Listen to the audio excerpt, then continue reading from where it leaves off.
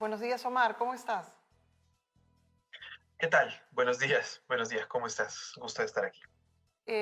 ¿Cuál es el balance de los 100 días de Dina Boluarte y el manejo de una crisis que ahora ha entrado en un periodo, en una suerte de meseta? ¿Cuál sería su balance de los primeros 100 días de la presidenta Dina Boluarte?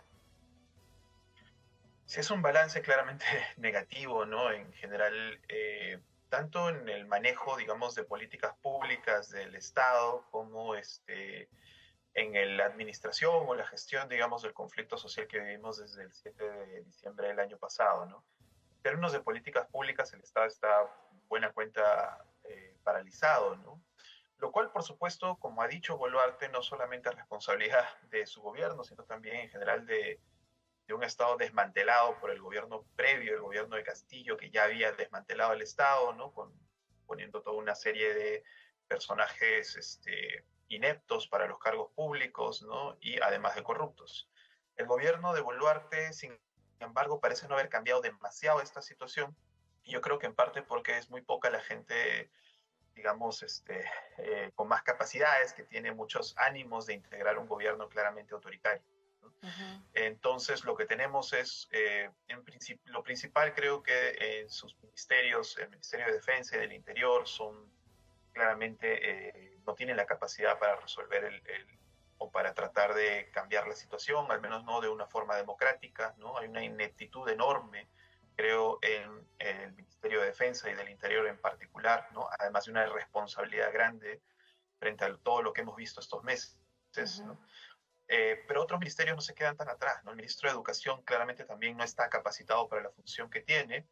eh, y yo creo que sí, efectivamente es muy indicante las cosas que dice y sus prácticas también, pero también habría que recordar que este ministro quizás, al menos en su práctica y su responsabilidad con el sector de educación, es bien parecido a los ministros que ponía Castillo, ¿no? O sea, en su discurso racista probablemente no, pero en su gestión, digamos, del ministerio, o mejor dicho, en la ineptitud que tiene para gestionar el ministerio, yo veo ahí más una continuidad que un cambio, ¿no? Y con otros ministerios, digamos, Ministerio del Trabajo, Ministerio, el MIDIS, que es tan importante para políticas sociales, también los veo en todo caso bastante paralizados y creo que eso tiene que ver con la enorme incertidumbre que hay en el país, ¿no? El 75% de la población quiere que la presidenta renuncie, ¿no? Si el 80% quiere elecciones adelantadas este año, al menos de acuerdo a la última encuesta de CPI, esto del 80%, claramente, pues los funcionarios públicos no saben cuánto tiempo van a durar, ni qué capacidad tienen para hacer cosas, ¿no? O sea, no hay muchos incentivos para que se Ujú. dediquen a hacer demasiados cambios, ¿no? A pesar de que ahora tienen probablemente mayor apoyo en el Congreso para pasar leyes o aprobar, digamos, Ujú.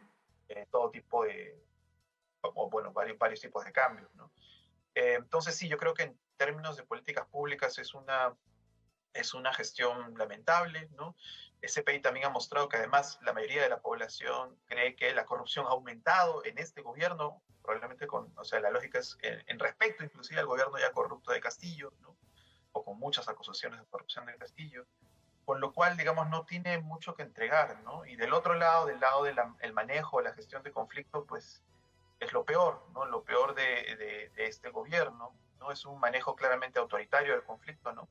Además de la brutal represión, tenemos una criminalización bárbara que en la práctica ha conculcado el derecho a la protesta, ¿no? Entonces, eso ha dejado, pues, no solamente 66 fallecidos ya en el contexto de las protestas, sino también una enorme criminalización de la protesta, ¿no? Con más de 700, digamos, procesados, entre los cuales la gran mayoría obviamente no tiene un delito probado, ni ha sido pescado en flagrante, ni mucho menos, ¿no? Sino que simplemente se está deteniendo a gente sin mayor causa ni motivo. Eso obviamente también impacta, ¿no? Y hace que nuestra democracia se sienta, bueno, que en verdad ya no tengamos una democracia, ¿no? Sino más bien una especie de régimen híbrido, ¿no? O, en un gobierno que tiene claras voluntades autoritarias. Una de las cosas que has notado tú es que, por ejemplo, muchos funcionarios ministros del gobierno de Dina Boluarte, tanto en Arequipa, en Tacna, en Apurímac y ayer en Ayacucho, Tenemos el video de los viceministros en Ayacucho ayer en un restaurante. La población los rechaza, ¿no? Estamos viendo ese video en el cual ellos fueron a comer, bueno, estaban tomando ahí una cervecita y la gente los ha encontrado y los ha hecho salir disparados, como se ve en las imágenes. Y no, digamos, ahí ya no hay una reconciliación posible porque identifican que no han habido ánimo de pedir disculpas y hay un enojo visible de la gente con los funcionarios públicos. Eso, digamos, estamos hablando en ciudades que todavía pueden ir, pero ¿qué refleja este enojo de la población, sobre todo en zonas donde han habido víctimas por las protestas con el gobierno? Sí, hay una tremenda rabia popular, no sé, en Ayacucho mañana se conmemoran 3 meses, ¿no? de la masacre de Ayacucho del 15 de diciembre, en que se asesina a 10 ciudadanos, ¿no? En medio de las protestas, ¿no? Y claro, la gente lo recuerda, uno dice, no, pero en Ayacucho hay menos protestas que en Puno, que en Apurímac, ¿no? Que en Cusco. Pero la protesta, digamos, se mueve con distintos repertorios, ¿no? La protesta no solamente es la marcha y la toma de carreteras, ¿no? En Ayacucho, en febrero, ha habido, los carnavales han estado completamente teñidos, digamos, de protesta social, y ha habido múltiples actividades artísticas en la ciudad de Ayacucho, ¿no? Reflejando cómo los colectivos de artistas de la ciudad, que es una ciudad repleta además de artistas, ¿no? Se oponen al gobierno de Boluarte, ¿no? Hay una rabia muy, muy fuerte que ahorita, digamos, no se expresa necesariamente en una gran protesta o en una toma, ¿no? Pero que está ahí. O sea, el rechazo claramente es altísimo, ¿no? El CPI ayer decía que en la Sierra Centro y Sur el 89.5% de peruanos rechaza el gobierno de Boluarte. O sea, el 99 de cada 10 peruanos está en contra en la Sierra Centro y Sur, ¿no? Claro. Y eso es lo que hemos reflejado en estas imágenes, ¿no? O sea, que algunos dicen, no, es la gente del Frente de Defensa vinculado a los sectores subversivos, o es la gente más ideologizada. Y la verdad es que no, o sea, la gente que está ahí, la mayoría de la gente y la gente que está gritando en las calles, no es gente que pertenezca a algún partido o organización, es gente que genuinamente está muy indignada con cualquier representante del gobierno central y sobre todo cercano a la PCM, ¿no? Lo hemos visto en Ayacucho, se ha visto ayer también en Arequipa, se ha visto en Tacna, se ha visto en Apurímac, ¿no? En las 4 regiones, ministros o viceministros han tenido que salir corriendo porque la gente no los acepta, ¿no? O sea, uno piensa, bueno, Toledo también tenía una gran desaprobación, ¿no? Inclusive más que la de Boluarte, pero el rechazo a Toledo era de una naturaleza distinta, no era por su mediocridad, por su incapacidad, ¿no? Por su frivolidad, pero no era por asesino, no era por, además por un asesino que se regodea, digamos, en la violencia que ha ejercido contra la ciudadanía, ¿no? Y la humilla una y otra vez diciendo que, negando hechos, ¿no? Tratando de cambiar, digamos, la narrativa, ¿no? Entonces yo creo que más bien la rabia, ese 72% que desaprueba Boluarte es una desaprobación muy, muy intensa, ¿no? Es gente que no quiere verla, pero para nada, ¿no? En Puno estaba, por eso los carteles lo que dicen es dirigido además a los limeños, ¿no? Limeño, tú negociarías con quien ha matado a tus padres, tú negociarías con quien ha matado a tus hijos, ¿no? Entonces la rabia que se siente es muy, muy distinta. Claro, y además y está el caso especial, bueno, el caso que sobresale es Puno, ¿no es cierto? Donde en un solo día murieron 18 personas y Puno sí no hay ningún funcionario del gobierno que haya salido del aeropuerto en el lado militar en Juliaca. O sea, ningún funcionario de Dina Boluarte no ha salido digamos, ni siquiera puede visitar la ciudad. Ningún congresista de Puno ha podido ir a la ciudad porque se les reconoce como que no han pedido los derechos de las familias que han estado allí. Y se quiere, digamos, encapsular y señalando que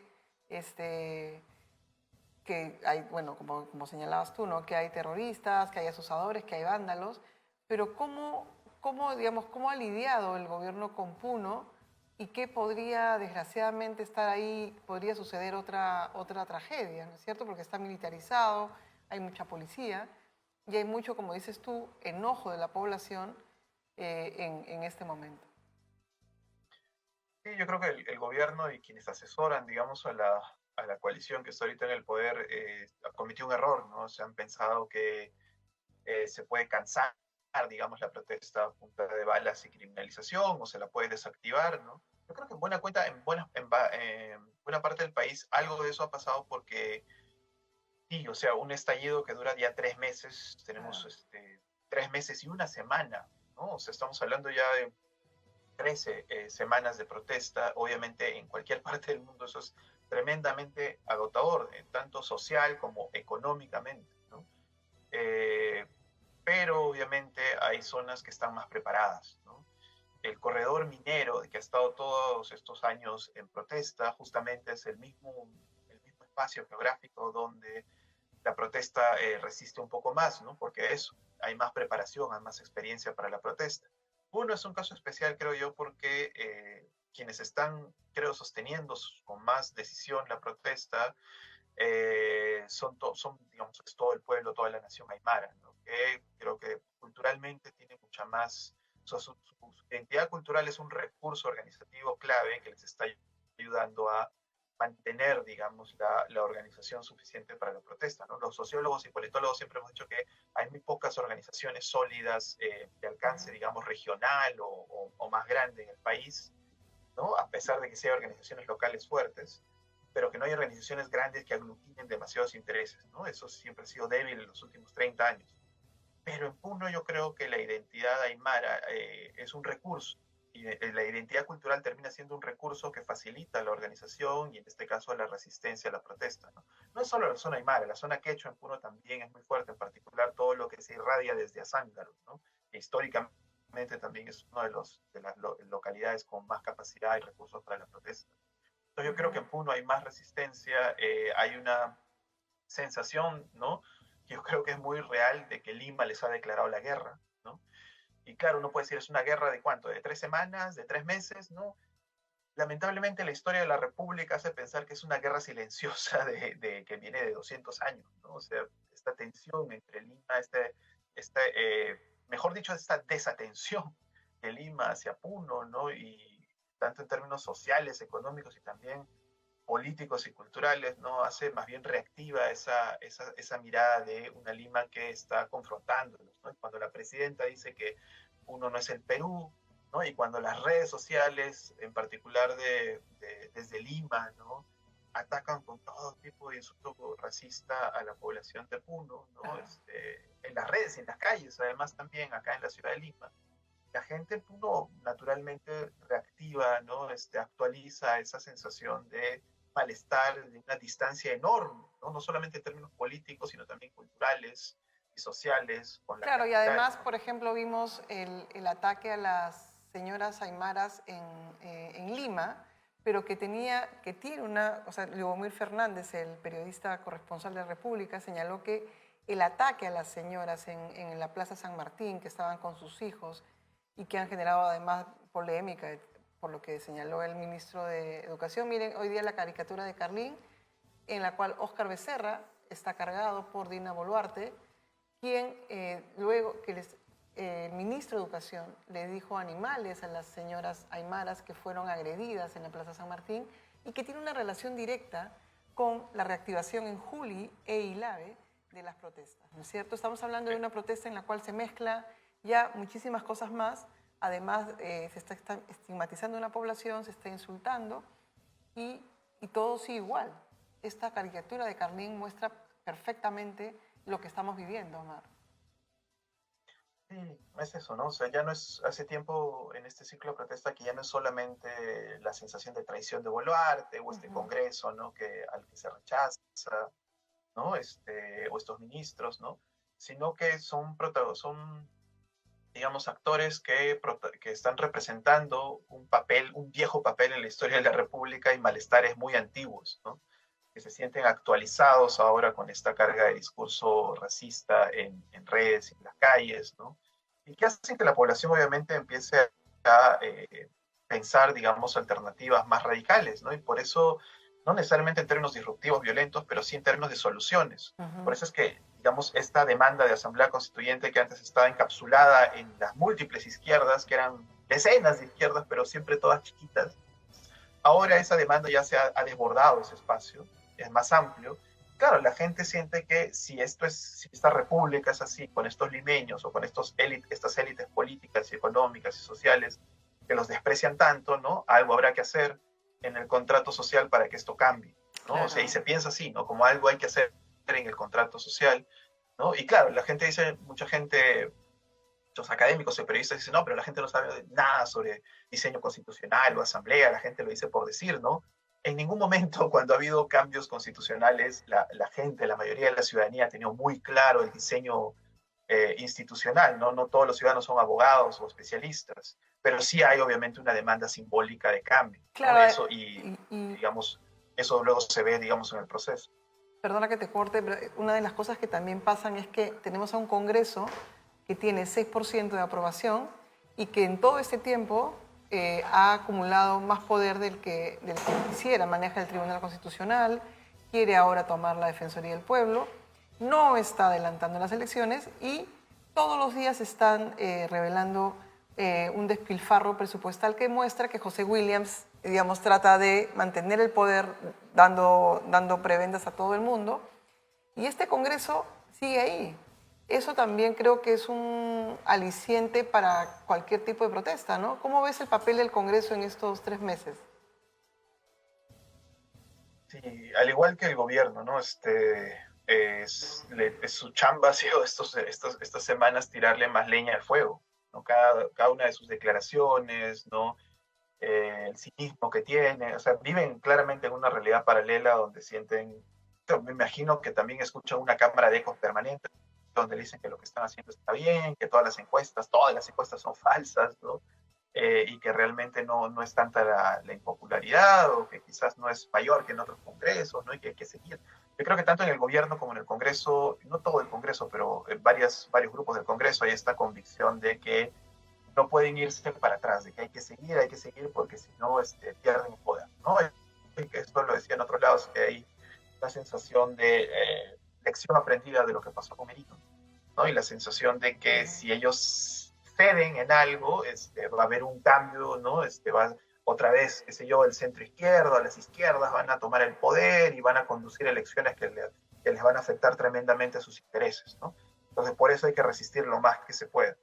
Y en el camino no se dan cuenta que eso está generando más bien una rabia, una rabia social que siempre ha existido, que es una constante, pero que la novedad es que se está politizando.